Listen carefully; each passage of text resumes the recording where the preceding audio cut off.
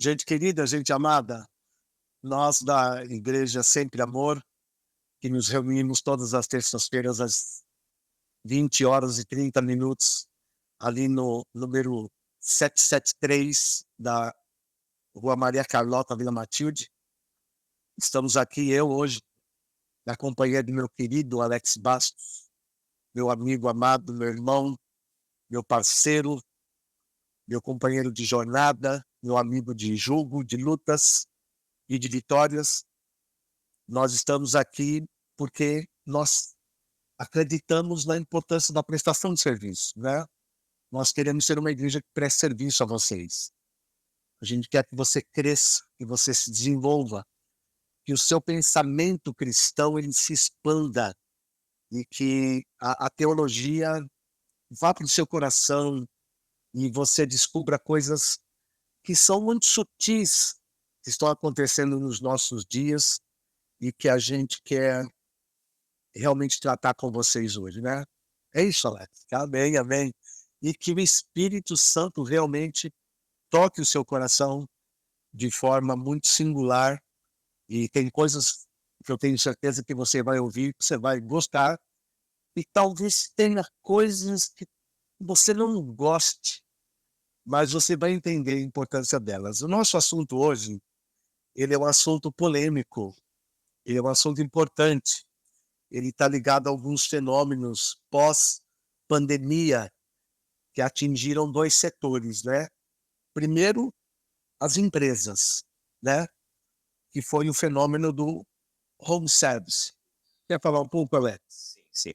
Já no Brasil, então muitas pessoas trabalham hoje home office, as empresas economizam com energia, várias coisas que elas economizam e acredita-se que elas têm mais qualidade de vida, outros já não. Isso não é uma máxima, né? Existe uma divergência entre isso nos setores profissionais, mas houve uma mudança considerável no mundo inteiro e principalmente nos países que não tinham costume de ter esse hábito do home, em questões profissionais. Então a gente está lidando hoje com o home office parcial, né, grande pra parte dos brasileiros dedicam, né, Alex, eh, 1 ou 2 dias a ir à empresa, Exatamente, outros têm o home office integral, o mês inteiro trabalhando em casa, né. Então os empresários ganharam com isso, reduziram seus custos, ganho de caixa, né. Isso é muito bom, não há nada de errado nisso, e os home services seguramente devem estar muito agradecidos, porque têm um conforto da casa, exatamente, embora alguns dizem que trabalham mais exatamente. em Você tem casa do que na empresa, você mas têm o conforto da casa e fugiram do trânsito caótico da cidade, da mega metrópole de São Paulo, né. Foi um avanço ocasional, provocado pela Covid, ninguém esperava, e a rigidez empresarial brasileira exatamente, foi quebrada, né, exatamente, Alex? exatamente. Então, esse é o lado positivo do fenômeno do home service. Agora nós vamos para o lado negativo do efeito pós-pandemia, que nos trouxe um prejuízo, uma anomalia no campo da espiritualidade, que eu estou chamando de o home culto. Sim. Boa, muito bom. O home culto, ou seja, os chamados cristãos que deixaram suas comunidades para ficar em casa, no conforto do lar, pensando, e eu grifei aqui nos meus escritos, e me perdoem de eu ter aqui os escritos, é que eu quero ser fiel ao que eu estou falando com vocês, principalmente quando nós formos fundamentar isso tudo que estamos dizendo à luz das escrituras sagradas. Muitos estão pensando que o efeito do culto será o mesmo na sua vida estando em casa.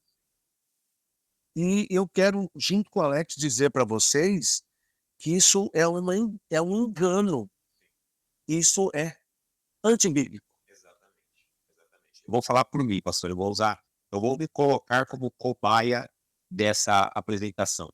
Eh, Aconteceu, o Covid foi um fato que algo que mexeu com o mundo inteiro. O costume, por exemplo, de colocar os pênis na porta, costume que o brasileiro não tinha antes, e muitos lugares agora há essa preocupação que eu acho correta, enfim. Muitas mudanças aconteceram, mas eu comecei a assistir cultos pela internet, cultos maravilhosos, né? Só que eu fui percebendo que eu fui esfriando. Mas você começou a assistir culto pela internet por força da sua mudança Exatamente. para o Jaraguá, né? Exatamente. Eu mudei e não tinha uma igreja por aqui que eu sentisse que era da linha que eu acreditava. Há uma carência de igreja nessa região. Exatamente, muito forte. Mas, assim, eu sempre falo assim para o pastor que, assim, é muito bom você sair da sua zona de conforto, porque você percebe que existem outras realidades, né, ou existem outras realidades. Então, que eu percebi essa carência aqui, pastor, de igrejas na linha das igrejas que eu não estou falando da igreja A, B ou C, mas naquela linha que a gente achava coerente, é muito aquele culto de muita revelação, não tem tanta aquela preocupação com a leitura bíblica, com o entendimento bíblico, a teologia sadia, não a teologia, né? Aquela teologia sadia não tem isso aqui, né? Então isso me fez muita falta e eu preferi assistir os cultos pela internet. Então, já que eu não consigo estar de forma presencial, então juntou todos os acontecimentos e eu comecei a ver tudo pela internet, achando que isso me faria bem, só que o resultado não foi esse. Agora notem o seguinte, nós não somos contra o fato de você assistir um determinado pastor pelo YouTube, uma mensagem de um pastor. Seria um absurdo, uma aberração da nossa parte e estarmos indo totalmente contra a tecnologia que veio para ficar e que veio para cooperar conosco. Mas, ao mesmo tempo, há muita gente, há muitos chamados cristãos, numa profunda confusão mental e teológica. Porque há muitos pastores na internet falando besteira, falando muita besteira. Aí você perguntaria, puxa, Wagner, que critério eu utilizo, então, para assistir um pastor no YouTube? O critério, o critério é do pastor que prega um sermão expositivo, do pastor que prega a Bíblia, versículo por versículo, que explica a Bíblia, que fala da Bíblia, começa com a Bíblia, do meio a Bíblia e finaliza com a Bíblia. Porque, Alex, visível quantos pastores estão muito mais preocupados com aquilo que eles pensam, o axiologismo. Isso é extremamente prejudicial. Por favor, fuja disso. Há uma confusão na cabeça das pessoas, né? Eu não me sinto à vontade aqui para citar os pastores, por exemplo, que eu assisto no YouTube, porque eu cometeria uma injustiça, né?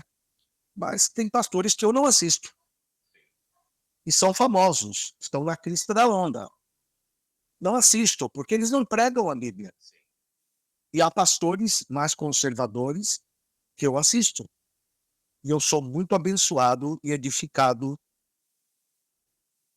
com a vida desses homens de Deus. Pastores que não saiam da Bíblia. Essa é a lição, essa é a dica, tá? Pastores que, que permaneçam ali no conteúdo teológico, naquilo que Deus está dizendo, na inspiração do Espírito Santo, que inspirou as Sagradas Escrituras. Mas ir ao culto deveria estar na lista dos primeiros prazeres de um cristão. Ir ao culto público. Exatamente. Nada substitui o acompanhamento um a um. A melhor coisa do mundo para nós não é ser servido, é servir. Como disse Jesus, maior é o que serve. E quando nós participamos de um culto presencial, nós temos a oportunidade de sermos abastecidos espiritualmente, mas também de abastecer. E nós chamamos de culto o deslocamento das pessoas para um prédio, para uma reunião solene, onde haverão os ministérios específicos para crianças, para adolescentes, para jovens, para casais, para a melhor idade, mas principalmente para as famílias. Com que objetivo as pessoas vão no culto? Para o grande objetivo da nossa existência, para adorar a Deus. Quando Jesus disse lá em Mateus 22, que o grande mandamento é amarás o Senhor teu Deus de todo o teu coração, de toda a tua alma, de todo o teu entendimento. Em outras palavras, Jesus estava dizendo, vocês adorem ao Pai. E lá em Êxodo capítulo 20, onde estão os 10 mandamentos, no primeiro mandamento, Moisés diz, não terás outros deuses diante de mim. Vocês não se curvarão diante de outro Deus. Então nós vamos ao culto solene para, junto com outros irmãos, na companhia de outros irmãos, ombro a ombro com outros irmãos, pele a pele, toque, abraço, ósculo, para adorarmos a Deus. Isso é terapêutico, isso é espiritual, isso é transcendental e tem um valor que a mente humana não sabe explicar, e nós vamos evoluindo à medida em que formos discutindo isso aqui com vocês. Queremos fazer um breve passeio pela Bíblia, lembrando, é claro, que a palavra de Deus é atualíssima. Jesus disse em Mateus 24, 35, que o céu e a terra desaparecerão, mas as palavras de Deus jamais desaparecerão. Eu peguei aqui, Alex, um texto de Paulo que ele escreveu ao povo da cidade de Roma, Romanos 15, 4, que é um texto que eu gosto muito. O texto diz assim, porque tudo que está nas Escrituras foi escrito para nos ensinar. Ou seja, curioso nisso, né, Alex? E é maravilhoso isso. A Bíblia é um grande manual. A Bíblia contém todos os assuntos que o ser humano precisa para uma vida abençoada. Ela é completa. Lá estão todos os assuntos. Isso está ligado, evidentemente, à soberania, ao poder de Deus, que são inexplicáveis.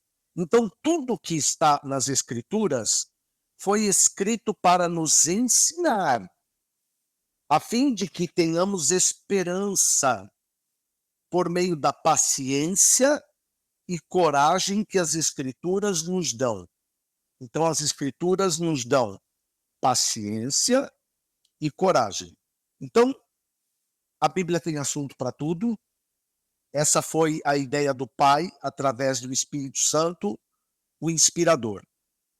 E a base da nossa conversa de hoje está centrada num texto de Hebreus 10, 25, onde o autor, para a maioria dos teólogos, é Paulo. Muitos dizem que foi Paulo, outros dizem que foi Apolo, não importa, mas parece muito uma carta paulina. O autor diz assim, não deixemos de congregar-nos, como é costume de alguns.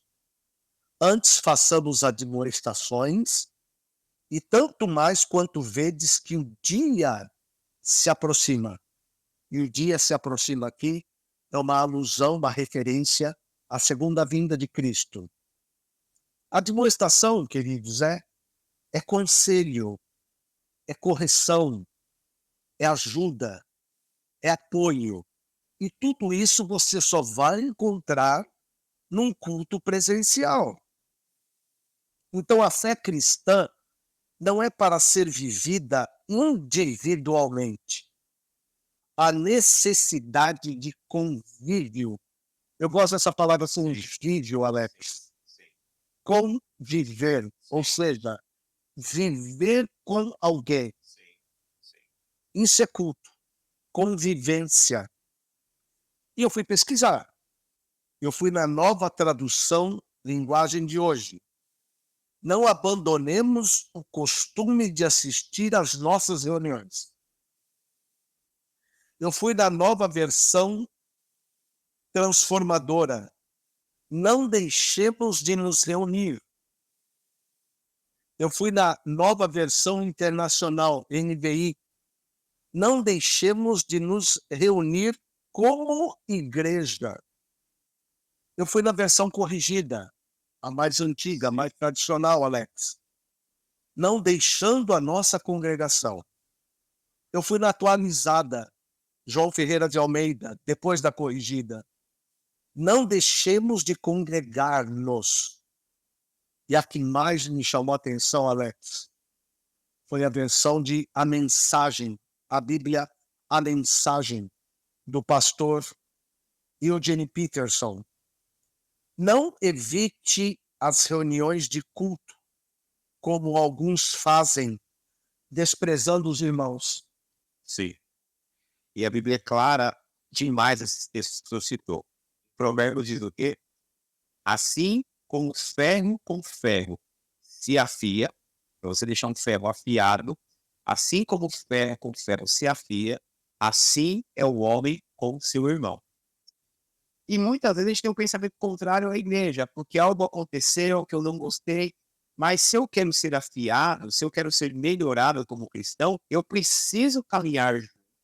E o local de eu fazer isso era a igreja, onde eu vou encontrar pessoas totalmente diferentes de mim, com gostos, com pensamentos, e eu treino para ela. E para mim tem que ser a palavra. É nós todos, nos alinhando segundo as escrituras. A grande locomotiva Certo. movida, carregada pela palavra. Até agregando ao que o senhor colocou agora de Hebreus, em Atos fala isso, que Atos ali é quando começa mesmo. Atos capítulo 2. Exatamente. Por favor, leia. Atos capítulo 2. Né? O que a Bíblia nos deixa claro? Todos os dias, olha só, pastor, eles não iam à igreja, pelo menos segundo a palavra, uma vez por semana. Às vezes a gente não consegue nem uma vez por semana. Todos os dias iam ao templo, eles oravam juntos, comiam juntos, dividiam o que tinham. Então havia o que ali? A congregação cristã, o alinhamento, a comunhão cristã. E aquele, Alex, foi um movimento do Espírito Santo que toda igreja cristã séria hoje busca, que nós poderíamos chamar de avivamento. Quando os cristãos ganham essa chama, essa paixão, eu quero estar na minha igreja, eu quero estar na minha congregação. Agora eu quero voltar um pouquinho aqui, Alex, nessa frase de Eugene Peterson. Não evite as reuniões de culto, como alguns fazem, desprezando os irmãos. É muito sutil, por favor, não se ofenda. Eu disse a você no início que você ouviria coisas que você gostaria, coisas que vocês talvez não gostariam. Eu vou te falar de uma coisa que talvez seja até inconsciente em você. Talvez você se julgue melhor do que aquelas pessoas para não ir ao culto presencial. Ah, eu vou ficar aqui mesmo. A sutilidade do mal. Eu vou ficar aqui.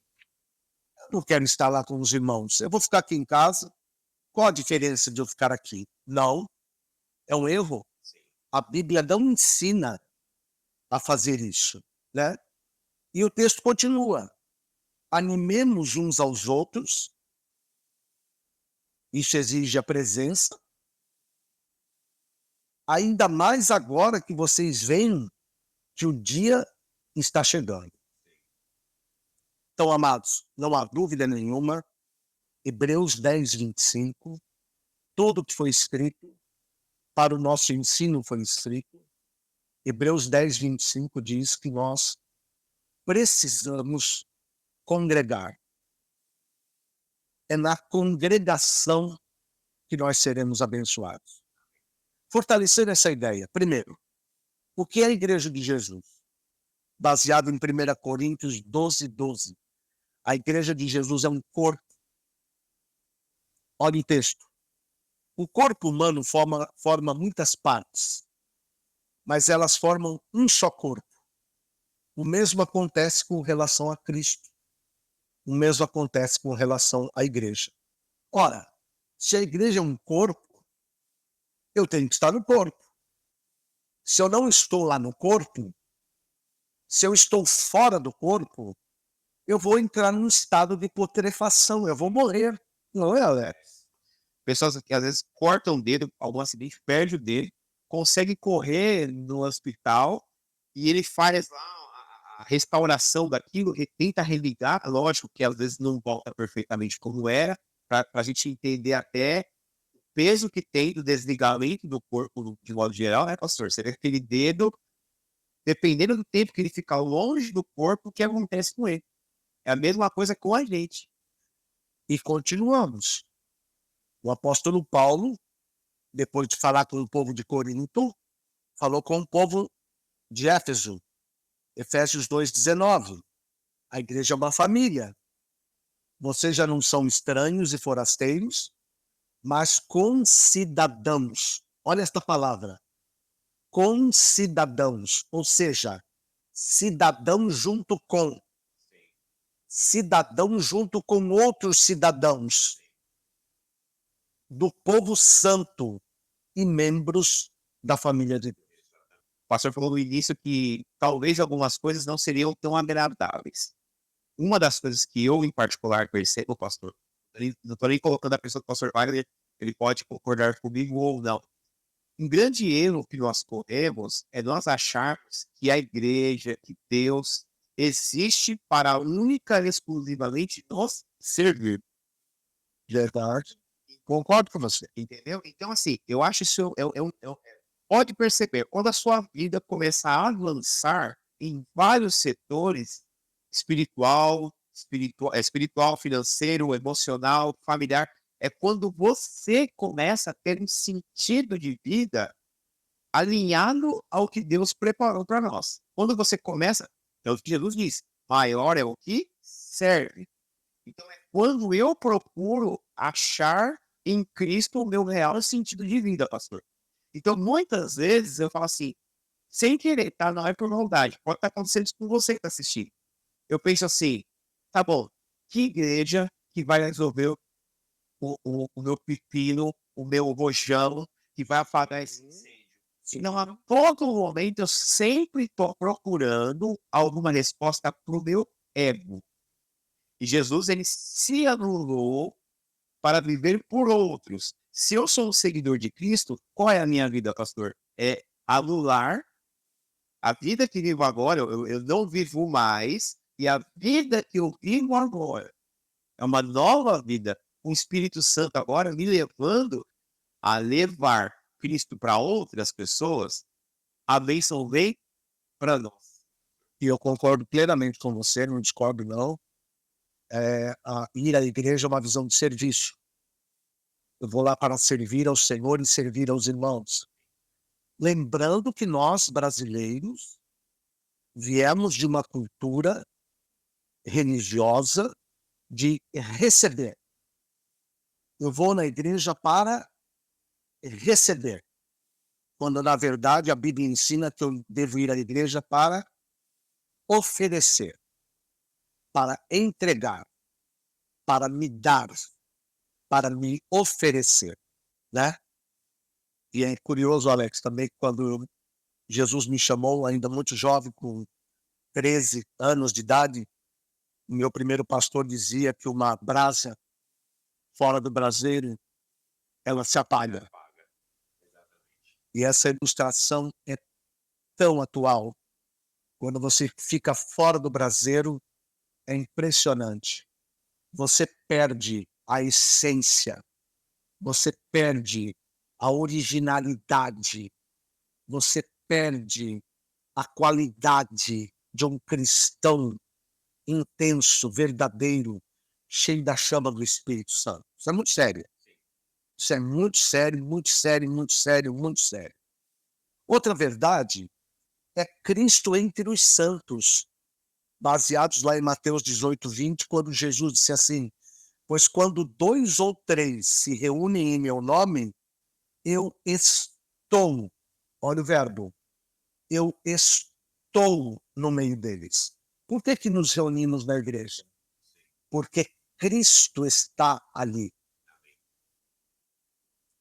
Eu costumo perguntar para as pessoas, né? Perguntei ontem lá na igreja Sempre amor, né, Alex? O que Deus mais ama na terra? Toda vez que eu pergunto isso, as pessoas não sabem responder. O que Deus mais ama na terra? As pessoas respondem assim: ah, Deus ama as pessoas. Eu digo, não. A coisa que Deus mais ama na terra é a igreja. Porque a igreja é resultado do sacrifício da morte do filho dele. E Deus ama tanto a igreja que ele vai vir buscá-la. Jesus vai vir buscar a sua igreja. A Bíblia fala sobre a segunda vinda de Cristo. Aliás, uma das grandes motivações que deveriam tirar os crentes de suas casas, do culto online para o culto presencial, é essa grande verdade de que o reino está voltando. Jesus vem vindo.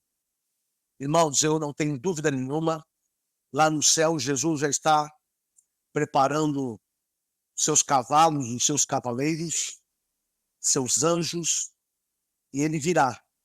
Não virá mais como aquele homem de dores que nasceu lá em Nazaré, numa cidade pobre.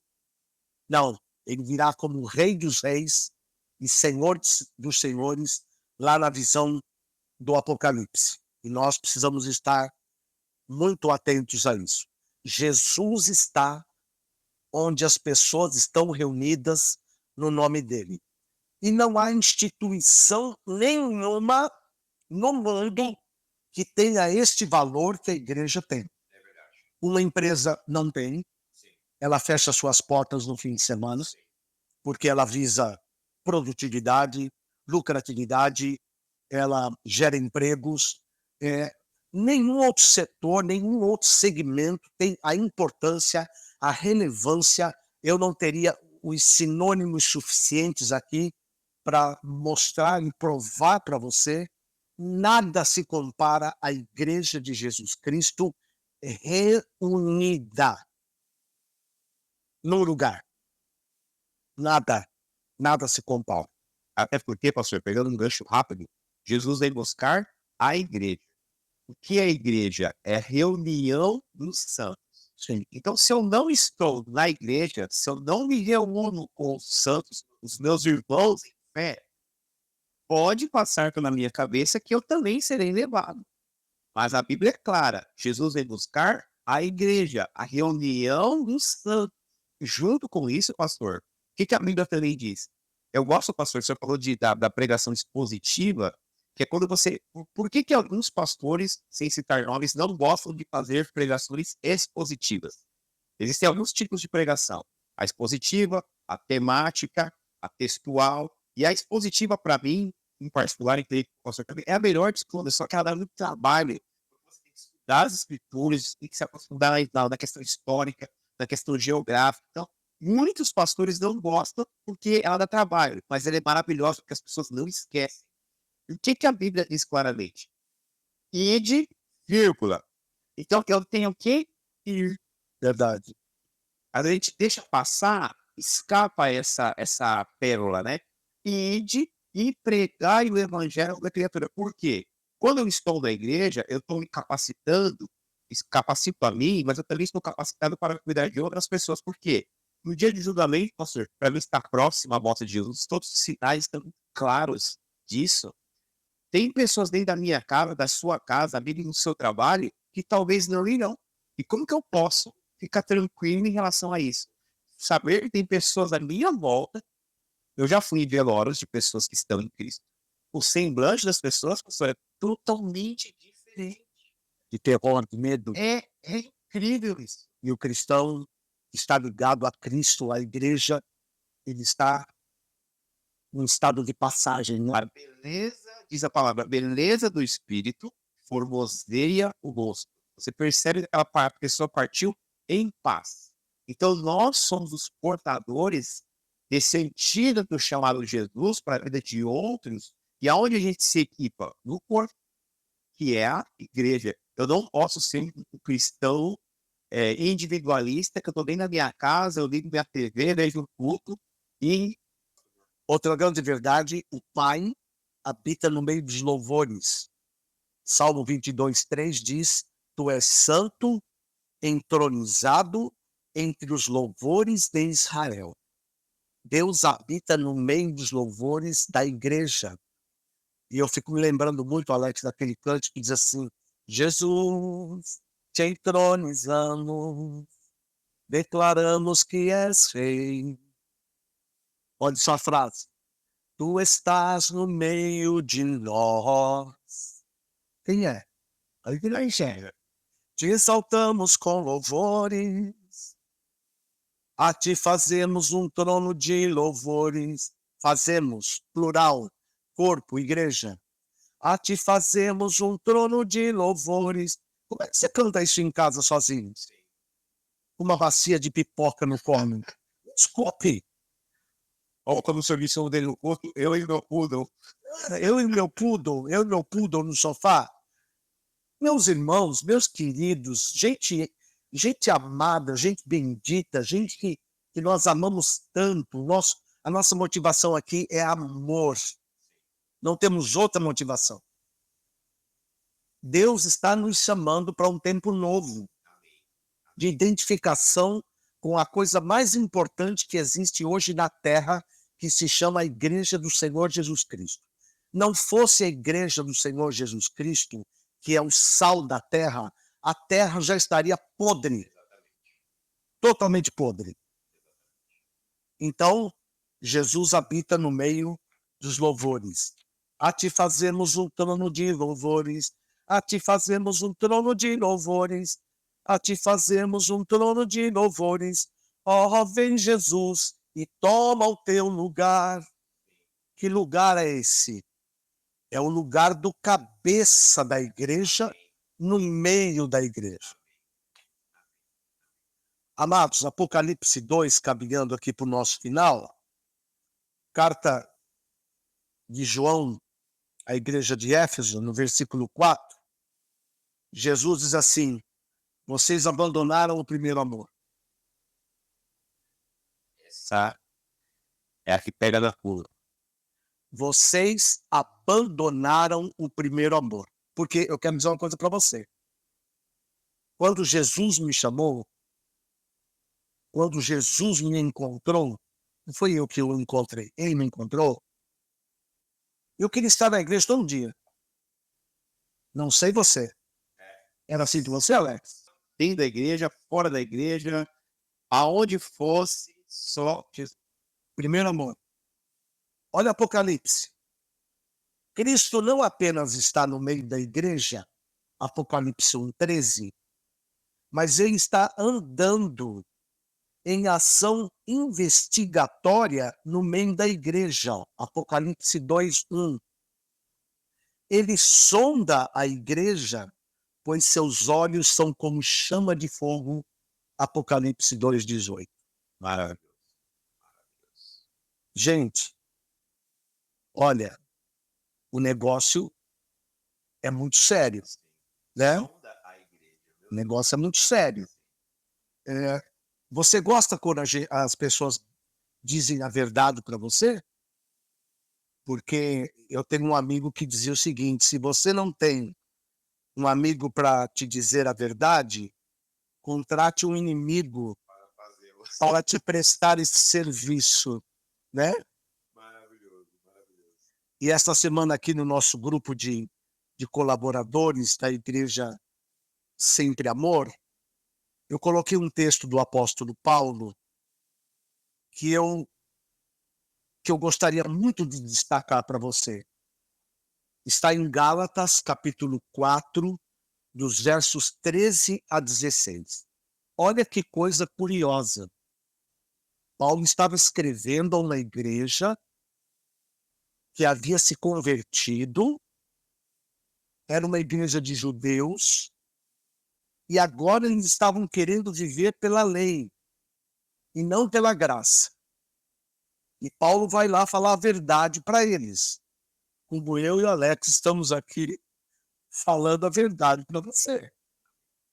Olha o que Paulo diz. Lembram por que foi que lhes anunciei pela primeira vez o Evangelho? Foi porque eu estava doente.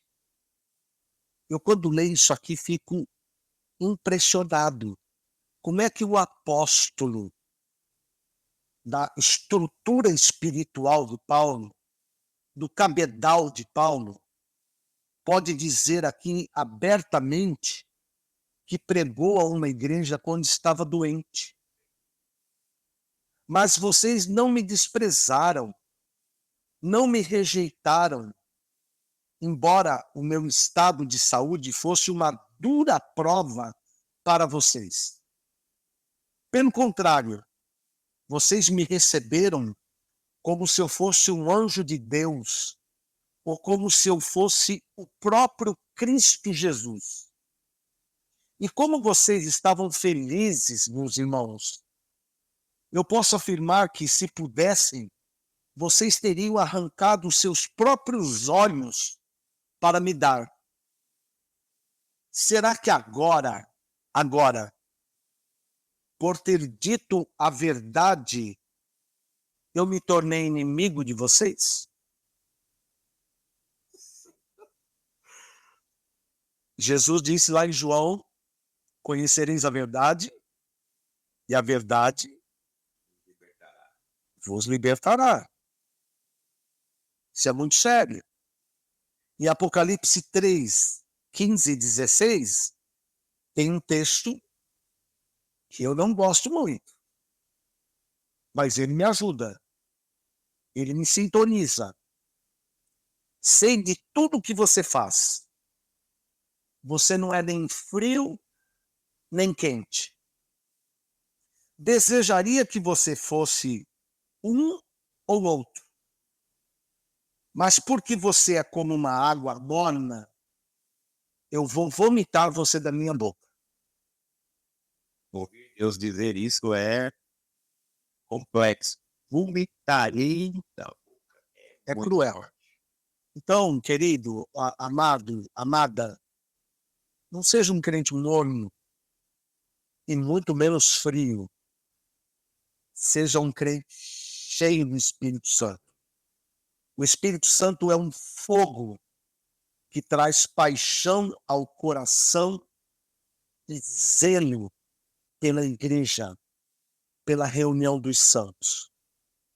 Quem tem o Espírito Santo diz assim: quero participar, quero crescer, quero cooperar, quero ajudar na expansão, quero estar esperando a Cristo nessa dedicação junto com os meus irmãos. É impressionante.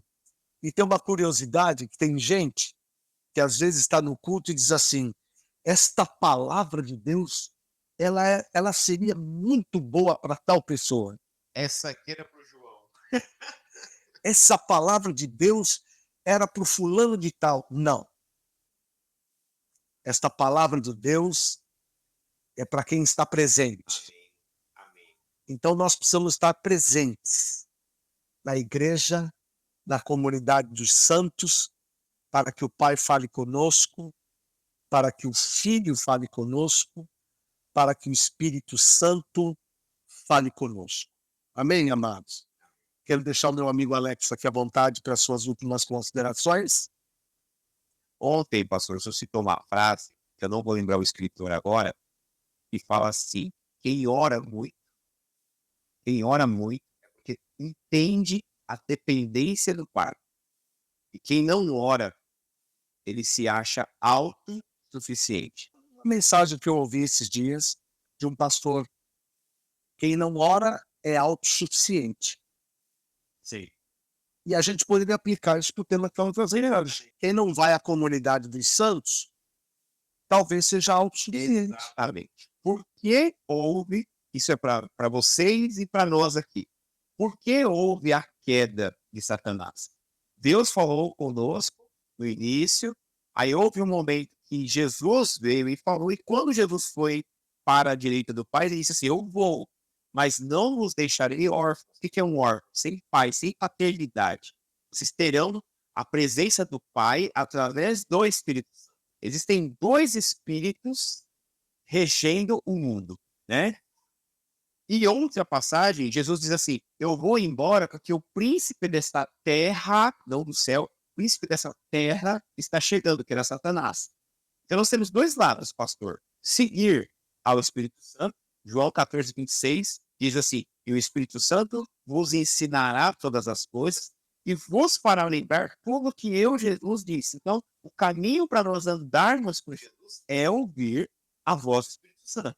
Então, eu decido ouvir a voz do Espírito Santo ou automaticamente eu estou ouvindo a voz de Satanás. Isso é pecado. Isso é pecado. É eu. Esse é o espírito de Satanás. Exatamente. Perfeito. Nós aqui, vocês aí, não caiamos nessa armadilha. O espírito de Satanás, ele nos leva à autossuficiência para tudo. Eu posso ver um culto na internet, 3, 10. Se você tem costume, vou fazer uma pergunta para eles e para nós aqui. Se você tem costume de ouvir muitos cultos online, você ouve 3, 5, não importa. Tem mudado a sua vida? Mas se você só está presente em culto online, não há. Porque Jesus deixou claro que é na igreja, uma mão, um pé, um olho, todos eles fazem parte do corpo de Cristo, que é a cabeça. É a engrenagem mestra da nossa vida e que vai mexer com todas as outras engrenagens é o nosso relacionamento vertical com Deus. E esse relacionamento com Deus é do jeito que Ele quer, não do jeito que nós queremos. A Bíblia diz que Jesus aprendeu pela obediência. Ele era obediente ao Pai. Adão foi desobediente. Jesus foi obediente. Então, o projeto de Deus é que eu e você sejamos parecidos com Jesus. E Jesus frequentava o templo. Jesus frequentava a sinagoga. Você acha que ele precisava ir ao templo? Você acha que ele precisava ir à sinagoga? Mas sabendo da vontade do Pai, ele ia. Então, fica aqui meu alerta para o seu coração. Tome muito cuidado com a sua vontade, como eu devo tomar muito cuidado com a minha vontade, e que prevaleça no nosso coração aquela oração de Jesus: seja feita, Senhor, a tua vontade, assim na terra como no céu. E a vontade de Deus, lá em Hebreus 10:25, é que nós não abandonemos a nossa congregação por nada. Amém? E a igreja, sempre amor, é uma porta aberta para você estar conosco nessa jornada gloriosa, maravilhosa, que vai nos levar à pátria celestial.